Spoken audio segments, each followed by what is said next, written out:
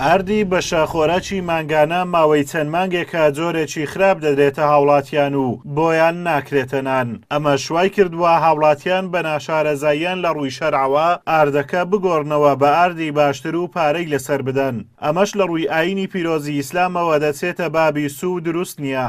بۆیە پێویستە ئاردەکە یان هەر خواردەمەنیەکی دیکە بفرۆشرێت و بە پارەکەی ئاردی باشتر بکڕێت.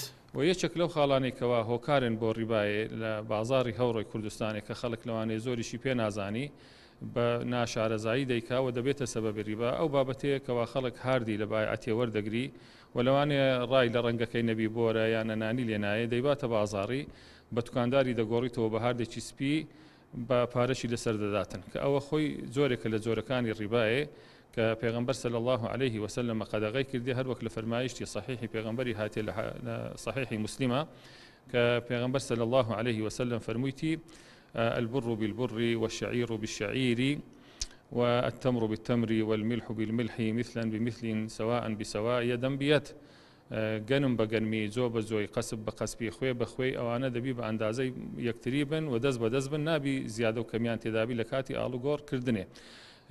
ڕێگە چارە لە ئەو بابەتەی کە خەڵک لە ئەو ڕیبای ڕزگاری بی ئەوەیە کە هاردەکەی بە دوکانداری بفرۆشی ئی خۆی پارەکەی وەربگری ئەو جا هەنجینەکە هاردی نوێ لە دوکانداری بکڕی لە خاطرات تووشی ئەو ڕیبایە نەبی چونکە ڕیبا زۆر خەتەرە. پێغەمبەر صلی الله عليه وسلم هەڕەشەی کردووە فەرموویتی لعن الله آكل الربا وموكله وكاتبه وشاهديه. خوای گەورە لعنەتی لەو کەسێک کردە کە ڕیبایە دەدا و ئەوەی کە وەری دەگری و ئەوەی کە دەینویسی و ئەوەی کە شاهدیشی بۆ دەدا.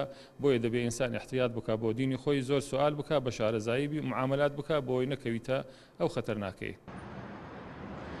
بەرپرسان و دەسەڵات لە ئازژیان و گوزەرانی هاوڵاتیان بێباک و کەمتەرخەمن و لە جیاتی پێدانی خواردنی باش لە پێنا و قازانجگەیاندن بە کۆمپانیاکانیان خواردنی خراپ و کوالێتی نزم بە هاوڵاتیان دەدەن. بەهۆی بەرقەرار نەبوونی یاساش کەس ناتوانێت لێپێچینەوەیان لێ بکات.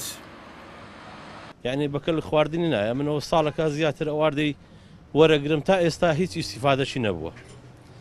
بەردەوام یانی لەو خەڵکیەوە ساڵەکە دەگۆڕین و ئاردی تورکی دینین تورکیەکەی لۆیان دەگۆڕین و دەقرسینین ئەوە بە 12,000 ئەوش بە 25,000 ئاردە تورکیەکە هەر فەردەی 13,000 12,000 لەسەریان لێ وەرەگرینەوە.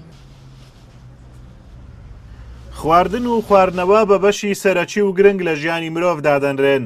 بەڵام لە هەرێمی کوردستان بەهۆی نەبوونی سانسۆر و لێپێچینەوە لە ئێستادا خەڵکانێکی زۆر بەهۆی خواردنەکانەوە تەندروستیان تێک دەچێت و مەترسی توشبوون بە نەخۆشی درێژخایەنی مەترسیداریان لێ دەکرێت.